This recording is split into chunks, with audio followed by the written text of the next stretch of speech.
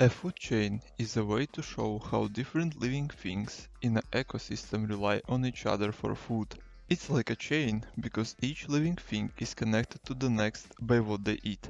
For example, a simple food chain could start with a plant. Let's say a rabbit eats the plant, then a fox eats the rabbit. In this food chain, the plant is the producer, the rabbit is the primary consumer, and the fox is the secondary consumer. Food chains can be longer and more complex than this, with many different plants and animals involved. They can also show how energy is transferred from one living thing to another. In a food chain, each living thing plays an important role. If one part of the chain is disrupted, it can affect everything else. For example, if all the plants in ecosystem die, the rabbits won't have anything to eat, and the foxes won't have anything to eat either.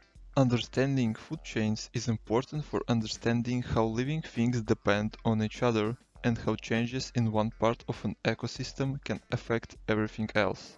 Tell me in comment section below what you'd like to know in the next 2 minutes. Until next time, take care and have a good nap.